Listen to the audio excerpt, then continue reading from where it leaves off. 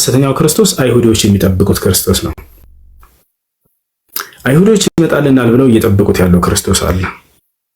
ያን ሐሰተኛውን ክርስቶስ ለኛ ቃል የተገባው እርሱ ነው ብለው ይከተሉታል። ማስረጃ ቃል ነብዩ ሰለላሁ ዐለይሂ ወሰለም يخرج الدجال من أرض خراسان فيتبعه 70,000 يهودي وعلى رؤوسهم الطيالسة ነብዩ ሰለላሁ ዐለይሂ ወሰለም ሲናገሩ ምን አሉ?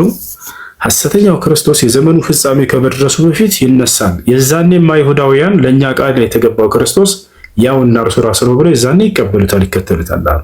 ለምን እርሱን ተከተሉት? ለምንስ እውነተኛውን ክርስቶስ የማርያምን ልጅ ሳይቀበሉትና ሳይከተሉት ቀሩ? ለምን ይመስላችኋል? አይሁዶች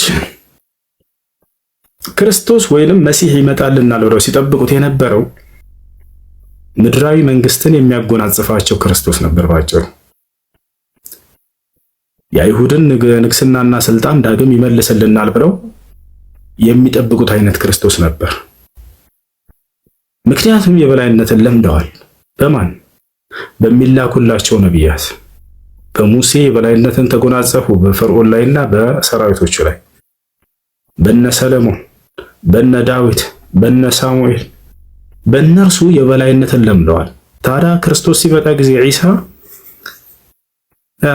ምድራዊ መንግስትን ሳይሆን ሲሰብካቸው የነበረው ሰማያዊ መንግስትን ነበር። በሰማይ ላይ የሚያገኙትን ጸጋ ብቻ ነበር የሚሰብካቸው። ስለ ምድራዊ መንግስት በፍጹም አያወራቸው ነበር። ታዲያ ለኛ ቃል የተገባህ አንተ ነህ፣ በፍጹም አንተማ አትሆንም አሉ። ገብታችኋል? ሐሰተኛውን ክርስቶስ ግን ይቀበሉታል አሉ ነብዩ ሰለላሁ ዐለይሂ ወሰለም። ለምን? ምክንያቱም የዚህ ዓለም ገዢ እኔ ነኝ ብሎ ይነሳላቸዋል አሉ። ለፈተናም ይሆን ዘንድ የዛኔ ይችን ዓለም ያስሳታል። በቃ ከእርሱም ጋር ይዞራሉ። እነዚህ አይሁዳውያኖች የእርሱ ሰራዊቶች ይሆናሉ። በቃ ዓለምን በእጃቸው ያስገቡ እስኪመስላቸው ድረስ ከሐሰተኛው ክርስቶስ ጋር የዛኔ ይሰለጥናሉ በምድር ላይ አሉ ነብዩ ሰለላሁ ዐለይሂ ወሰለም። ከዚያ ግን አላህ እውነተኛውን መሲህ ከሰማይ ያወርደዋል አሉ። ለምን? ቃል ተገብቶለታልና። የምን ቃል? እነዚያን ያንተን መሲህነትህን ክርስቶስነትህን የካዱ ጠላቶችህ ላይ የበላይነትን እስካጎናጸፈህ ድረስ አትጠፋም ብሎታል። የዛኔ የበላይነቱን ሊጎናጸፍ ዘንድ በሐሰተኛው ክርስቶስና በእነዚያ በካዱት በአይሁዳውያን ላይ ከሰማይ ይወርዳል። ሲወርድ ዝም ብሎ የሚወርድ ብቻውን ይመስላችኋል? ላ አይደለም። ነቢያችን ሰለላሁ ዐለይሂ ወሰለም ምን አሉ? የማርያም ልጅ የዘመኑ ፍጻሜ ከመድረሱ በፊት ከሰማይ ይወርዳል፣ ከቀኝና ከግራውም በመላእክት ታጅቦ ነው የሚወርደው አሉ። በመላእክት ታጅቦ ይወርዳል። ልክ በመላእክት ታጅቦ ሲወርድ ጊዜ ነቢያችን ሰለላሁ ዐለይሂ ወሰለም እንድናውቀው ዘንድ ቁመናውን መልኩን ሁሉ እንዳለ ነገሩ። ለብሶ የሚመጣውን ልብስ ሳይቀር፣ የፀጉሩን አይነት ሳይቀር፣ ተክለ ሰውነቱን ሳይቀር ሁሉ ነግረውናል። ኢኒ ሰኡኽቢሩኩም ዐንሁ ፈዕሪፉሁ አሉ። እኔ ከወዲሁ ስለ እርሱ ገጽታ ልነግራችሁ ነው፣ እወቁት አሉ። ለይሰ ቢጠዊል ወላ ቢልቀሲር ወላኪነሁ መርቡዕ አሉ። እርሱ በጣም ረጅም አይደለም፣ በጣም ማጭርም አይደለም፣ ነገር ግን እርሱ መካከለኛ ተክለ ሰውነት ያለው ነው አሉ። አያችሁ፣ በጣም ጅርግግ ያለ ረጅም አይደለም ዒሳ፣ በጣም ማጭርም አይደለም፣ ነገር ግን መርቡዕ ማለት መካከለኛ ተክለ ሰውነት ያለው ነው አሉ። ዐሪዱ ሰድር አሉ፣ ደረቱ ሰፋ ያለ ነው አሉ። ዋሲዐል መንኪበይን አሉ፣ ትከሻውም ሰፋ ያለ ነው አሉ። እጅግ በጣም ውብና መልከ መልካም አይነት ሰው ነው። ይህ በጣም የቆንጆ ሰው መገለጫ ነው። ደረቱ ሰፋ ያለ ነው፣ ትከሻውም ሰፋ ያለ ነው ብለው ተናገሩ። ከለሩን ሲናገሩ ቅላትን የቀላቀለ ነጭ ነው አሉ። ያ ማለት ግርጥት ያለ ነጭ አይደለም፣ በጣም ቅልት ያለም አይደለም፣ ነገር ግን ቅላትን የቀላቀለ ነጭ ነው ብለው ተናገሩ። ከዚያ ስለ ጸጉሩ ወሸዕሩሁ የሲሉ ኢላ ሸሕመቲ ኡዙነይህ አሉ። ጸጉሩም እስከ ጆሮው ጫፍ ይደርሳል አሉ። ረዘም ያለ ነው የዒሳ ጸጉር ብላችኋል። ጸጉር ሁለት አይነት እንደሆነ ከተናገሩ በኋላ አንደኛ የአፍሪካውያን ጸጉር አለች አይደለ? ቁርጭጭ ያለች በጣም የተያዘች። ሁለተኛው ደግሞ ለስላሳ ጸጉር አለ። የዒሳ ከለስላሳ ጸጉር ባለቤት እንደሆነ ተናገሩ። እንዲህ ጸጉሩ እስከ ጆሮ ጫፍ ድረስ ረዘም ያለም እንደሆነ ተናገሩ።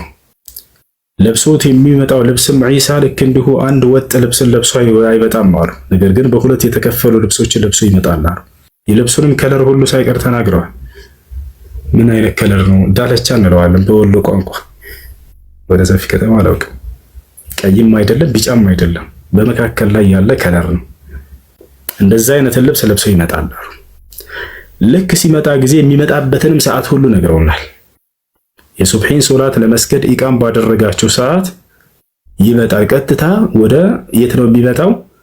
ቤተ መቅደስ ይመጣል። ገብታችኋል? መጀመሪያ የት ይወርዳል? ሸርቀይ ድመሽቅ عند المنارة البيضاء በምስራቅ ደማስቆ ከነጭ ሚናራ ባለቤት ከሆነችዋ መስጂድ አጠገብ ይወርዳል በመላእክት ታጅቦ። ከዚያም ቀጥታ ወደ ቤተ መቅደስ ይመጣል አሉ። ቤተ መቅደስ ባለ ማለት ቤተል መቅደስ ኢየሩሳሌም የሚገኘው በዚያ መስጂድ ውስጥ ነበር ዒሳ ሲሰግድ የነበረው ለአምላኩ ለአንድ አምላክ ለአላህ ሱብሓነሁ ወተዓላ። የእስራኤላውያን ነቢያቶች በዚያ መስጂድ እንዲሰግዱ ተደንግጎላቸው ነበር። ገብታችኋል? ስለዚህ ዒሳ ቀጥታ ወደዚያ ይመጣል ሲያስተምርበት ወደ ነበረበት ወደ መጀመሪያው ቦታ። ቀጥታ በመጣ ጊዜ ሶላት ለመስገድ እናንተ ዝግጅት ላይ ሆናችሁ ይደርሳል ደርሷል። የዛኔ አማኞች በዚያች ስፍራ ነው የሚሆኑት። ሐሰተኛው ክርስቶስን አይሁዶች እየተከተሉ ዓለምን እያሰሱ ይገኛሉ። ማን ይቀሩታል? ሐሰተኛው ክርስቶስና አይሁዶች እዚያች ቦታ ላይ የሚቀሩ ያሉ ሙስሊሞች ብቻ ይቀሩታል። እነርሱንም ለመፈተን ቀጥታ ወደ እነርሱ ይመጣል። ወደ መካና ወደ መዲና እንደማይገባ ተናግረዋል ነብዩ ሰለላሁ ዐለይሂ ወሰለም። እንዲሁም ደግሞ ኢየሩሳሌም እየመጣ ያለ ልክ ዒሳ ዐለይሂ ሰላም ከሰማይ ይወርዳል። ከነዚህ አማኞች የዛኔ የእርሱ ተከታይ ትሆናላችሁ ብሎ ተናገሩ ነብዩ ሰለላሁ ዐለይሂ ወሰለም። ታቻው ከእርሱ ጋር አብረው ይሆናሉ። ዒሳ ዐለይሂ ሰላም በሚመጣ ጊዜ ነብይ ነውና እኛ የመምራቱን ስርዓት ለእርሱ ነው የምንሰጠው። ምክንያቱም ነብይ እያለ ሌላ ሰው ሊመራን አይችልምና። እንደተቀላይ ዒሳ ዐለይሂ ሰላም ሲመጣ ጊዜ ሱብሂ ሶላት ለመስገድ ሰዎች ተዘጋጅታችሁ ይደርሳል አሉ። የዛኔም በሚገባ ጊዜ ወደ መስጂድ የሚኖረውን ገጽታ ሁሉ ተናገሩ። ልክ አንድ ሰው ዝናብ መጥቶት ከፀጉሩ ውሃ እየተንጠፈጠፈ ምናምን ወደ ቤት እንደሚገባ ሰው አለ አይደለ? ልክ እንደዛ ሲገባ ታያላችሁ። ነገር ግን የእርሱ ወርቅ የሚመስል ነገር ግን ወርቅ አይደለም፣ ነገር ግን ወርቅ የሚመስል ከራሱ ላይ ሲንጠፈጠፍ ትመለከታላችሁ አሉ። ልክኛ ውሃ ሲንጠፈጠፍ እንደምንገባ ማለት ነው። ራሳችንን መጥቶ ዒሳ ዐለይሂ ሰላም በዚህ ሁኔታ ይገባል ወደ መስጂድ። ከዚያ በኋላ ወዲያው በመታዩትም ጊዜ ታውቁታላችሁ አሉ። ስታዩትም ጊዜ ከእኔ መልእክትን አድርሱ አሉ። የሚገርማችሁ ይህ ምን ያክል ለእርሱ ክብርና ውዴታ እንዳላቸው የሚገልጽ ነው። መን አድረከ ሚንኩም ዒሳ ብነ መርየም ፈልየቅረሁ ሚኒ ሰላም አሉ። አደራ የዛኔ ዒሳን በምታዩት ጊዜ የእኔን ሰላምታ ለእርሱ አድርሱ ብለው ተናግረዋል። የእኛ ነቢይ ሰላም ብለዋል ብለን እናደርሳለን። የዛኔ በምናገኘው ጊዜ ለብሳቸዋል። አሳያቸዋለሁ ማስረጃውን እያንዳንዱ እየከፈትኩ አንድ ክርስቲያን ልጅ ውሸት እያለ ስላየሁት ነው ኮሜንት ላይ። እሺ ከዚያ በኋላ ምን ይሆናል? ዒሳ ዐለይሂ ሰላም ከደረሰ በኋላ እዛ ላይ ተቀደም ብለው አንተ ተቀደመህ አሰግደን ትሉታላችሁ አሉ ነብዩ ሰለላሁ ዐለይሂ ወሰለም። ከዚያ እርሱ ምን ይላል አሉ? ኢነሃ ኡቂመት ለኩም ይላል። ይህ ሶላት ለእናንተ ነውና ኢቃም የተደረገው እናንተ ናችሁ የምታሰግዱት፣ ችግር የለውም ይላል አሉ። ይህ ምንን ያሳያል? ምን ያክል የተናነሰ ነብይ እንደሆነ። የሚተናነስ ነብይ ነው። ራሱን ከፍ የሚያደርግ አይደለም። እኔ ነብይ ነኝና እኔ ራሴ ነኝ የምመራቸው ብሎ አንተን አይላቸውም። እናንተ ኢቃም አድርጋችኋልና እናንተ አሰግዱ ብሎ ይለቅላቸዋል አሉ። ከዚያ በኋላ ከሰገደ በኋላ ዒሳ ዐለይሂ ሰላም ከኋላ ቀጥታ ከመስጂድ ይወጣል። ወዴት? ሐሰተኛውን ክርስቶስ ፍለጋ። እርሱን ሂድና አጥፋ ብሎ ነው አላህ የሚልከው። የዛኔ አማኞች ከሱ ሶፍ ይሆናሉ፣ ከሱ መስመር ይሆናሉ። ቀጥታ ሐሰተኛውን ክርስቶስና አይሁዳውያኖች ወደዚያ እየመጡ ወደ ቤተ መቅደስ እየመጡ ዒሳና አማኞች ደግሞ ከዚያ ተከትለው ዒሳን እየወጡ ቀጥታ ፊት ለፊት ይገናኛሉ። በጣም ከባባድ ሰራዊት። ከዚህ ጋር የአማኝ ሰራዊት አለ ዒሳና ተከታዮቹ፣ ከዚያ ጋር ደግሞ ሐሰተኛው ክርስቶስና አይሁዳውያኖች አሉ። በመካከላቸው ከባድ ጦርነት ይሆናል። የዛኔ ዒሳን በሚያይ ጊዜ ሐሰተኛው ክርስቶስ ይሸሻል። በእርሱ እጅ እንደሚጠፋም ያውቀዋል። የህሩብ አሉ ነብዩ ሰለላሁ ዐለይሂ ወሰለም፣ ለማምለጥ ይሞክራል፣ ይሮጣል አሉ። فيقول له عيسى لا تهرب مني ዒሳ ምን ይለዋል? ከእኔ አትሽሽ አታምልጥ ይለዋል። ኢነ ሊ ضربة عليك እኔ በአንተ ላይ የተወሰነችልኝ አንዲት ብታለችኝና ይለዋል። فيتبعه فيقتله አሉ። ይከተለውና ይገድለዋል አሉ። መጀመሪያ ግን ለምንድን ነው የሚሸሸው? በሚያዩ ጊዜ ለምንድን ነው የሚሸሸው? فعندما يراه يذوب كما يذوب الملح አሉ ነብዩ ሰለላሁ ዐለይሂ ወሰለም عندما يضع في الماء ሐሰተኛው ክርስቶስ እውነተኛውን ክርስቶስ በሚያዩ ጊዜ ይቀልጣል አሉ ነብዩ ሰለላሁ ዐለይሂ ወሰለም። ልክ ጨው ውሃ ውስጥ በሚገባ ጊዜ እንደሚቀልጥ ሁሉ አሉ። ዒሳ ዳግም ሲመጣ ይዞት የሚመጣው አዲስ ተአምር አለ። እርሱም ምንድነው? አይኑን ወደ ጠላት አይዞርም። ያ ጠላት እየቀለጠ ቢሆን እንጂ ሰዎች እያዩት ያሟሟቸዋል። ልክ ጨው ውሃ ውስጥ በሚገባ ጊዜ እንደሚሟሟው አሉ ነብዩ ሰለላሁ ዐለይሂ ወሰለም። የዛኔ ሐሰተኛው ክርስቶስ ዒሳን በፊቱ መቆም አይችልም። ቀልጦ እንዳይቀር እንዳያልቅ ነው፣ ለመደበቅ ነው የሚሸሸው። ታውቃላችሁ፣ ከኔ በፍጹም አትሸሽም ይለዋል። እኔ በአንተ ላይ የተወሰነችልኝ አንዲት ምታለች፣ ከእርሷም አታመልጥም ይለዋል ዒሳ። ከዚያ በአንዲት ምትም ቢመታውና ይገድለዋል ዒሳ አሉ ነብዩ ሰለላሁ ዐለይሂ ወሰለም። አስከትለው ሲናገሩ ሐዲሱ ላይ ወለው ተረከሁ ለዛብ አሉ። እንደው ባይመታው እንኳን በሰይፉ አሉ ነብያችን ሰለላሁ ዐለይሂ ወሰለም ዝም ብሎ ትውት አድርጎ በደረሰበት ቦታ በአይኑ ብቻ አይቶ ያቀልጠው ነበር አሉ። ነገር ግን መጥቶ ይገድለዋል። ገብቷችኋል? ወለው ተረከሁ ለዛብ ቢተወውና ዝም ብሎ በአይኑ ብቻ ቢያየው ቀልጦ ያልቅ ነበር አሉ። የዒሳ አለይሂ ሰላም ሌላኛው ድንቅ ተአምር ምንድነው? የዛኔ ይዞት ከሚመጣው ትንፋሹ እሳት ነው። በጠላት ላይ ማንም እርሱን ጫፉን እንዳይቀርበው ዘንድ ያደርጋል አላህ ሱብሓነሁ ወተዓላ። በሰዎች አይሞትም እርሱ። ማንም ሰው በእርሱ ላይ ስልጣን አይኖረውም። አምላክ ራሱ በፈቀደ ጊዜ ይወስደዋል እንጂ። ገብታችኋል? የእኛ ትንፋሽ አንድ ስንዝር ላትሄድ ትችላለች። የዒሳ 100 ሜትር ወይም 100 እርምጃ እንደሚሄድ ትንፋሹ ነብዩ ሰለላሁ ዐለይሂ ወሰለም ሐዲስ ላይ ተናግረዋል በትንቢት ቃላቸው። በዚያ በትንፋሹ ብቻ ከእርሱ ፊት አይቀርቡትም። በቃ እንዳጠቃላይ ሐሰተኛው ክርስቶስ የዛኔ ይገለዋል። ከዚያ ዒሳ አለይሂ ሰላም አይሁዶችንም ክርስቲያኖችንም በፊታቸው ቆሞ ወደ እውነት ይጠራቸዋል። እርሱ አምላክ እንዳልሆነ፣ የአምላክ ልጅ እንዳልሆነ፣ እርሱ የአምላክ መልእክተኛና ነብይ እንደሆነ ይህን ነገር ያስተምራቸዋል። በፊታቸው ቆሞ ይመሰክራል። የዛኔ ታዲያ ምን ይሆናል ከተባለ አይሁዶችም ክርስቲያኖችም ያምናሉ። የዛኔ ያምናሉ። የምድር ሰዎች ሁሉ በአንድ አምላክ በአላህ አማኝ ይሆናሉ።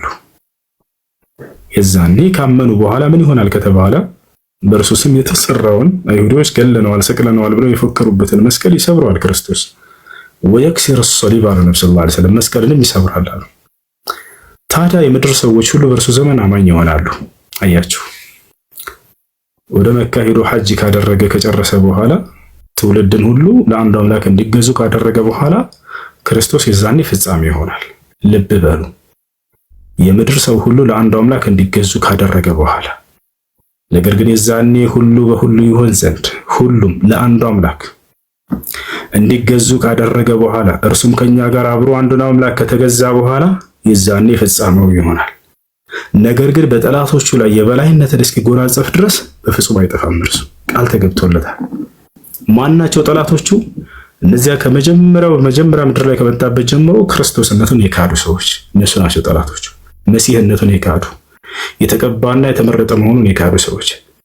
በእነዚያ ላይ የበላይነትን ሳይጎናጸፍ በፍጹም ጫፉ እንዲነካ ያደርግም አምላክ። ይህም በነቢያት ሁሉ አንደበት ላይ ቃል ገብቶለታል።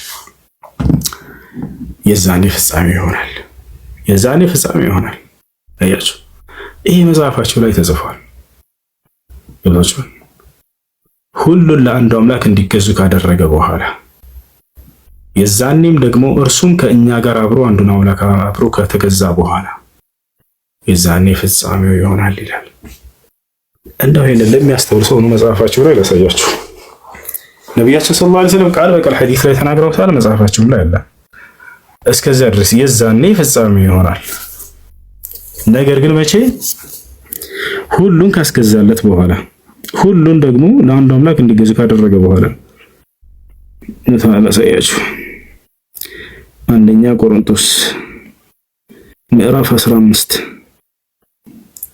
ያን ተመልከቱ። ነገር ግን እያንዳንዱ በራሱ ተራ ይሆናል። ክርስቶስ እንደ በኩራት ነው፣ በኋላም በመምጣቱ ለክርስቶስ የሆኑት ናቸው አለ። በኋላም መንግስቱን ለአምላኩ አሳልፎ በሰጠ ጊዜ አለቅነትንም ሁሉና ስልጣንን ሁሉ ኃይልንም በሻረ ጊዜ ፍጻሜ ይሆናል አለ። የዛኔ ሁሉን ነገር ለዚያ ለሰጠው ለአምላኩ ይመልሳል። የዛኔ ፍጻሜ ይሆናል። ገብታችኋል አይደል? ይህ ነው የኋለኛው ጠላት የሚሻረው ሞት ነው፣ ሁሉ ከእግሩ በታች አስገዝቶለታልና። ነገር ግን ሁሉ ተገዝቶለታል ሲል ሁሉን ካስገዛለት በቀር መሆኑ ግልጽ ነው ይላል። እነዚያ ፍጥረታት ሁሉ የዛኔ በክርስቶስ ሕግና ስርዓት ስር ይገዛሉ፣ ወያ ማለት ይተዳደራሉ። ነቢያችን ሰለላሁ ዐለይሂ ወሰለም ሐዲስ ላይ ሲናገሩ የዓለም ሰዎችን በሙሉ በቁርአንና በሐዲስ የዛኔ ይገዛቸዋል፣ ያስተዳድራቸዋል ክርስቶስ ብለው ተናግረዋል። ገብታችኋል? ከዚያ በኋላ ምን ይላል? ሁሉ ከተገዛለት በኋላ ግን አለ አምላክ ሁሉ በሁሉ ይሆን ዘንድ በዚያን ጊዜ እርሱ ራሱ ደግሞ ሁሉን ላስገዛለት ይገዛል አለ። ገብታችኋል?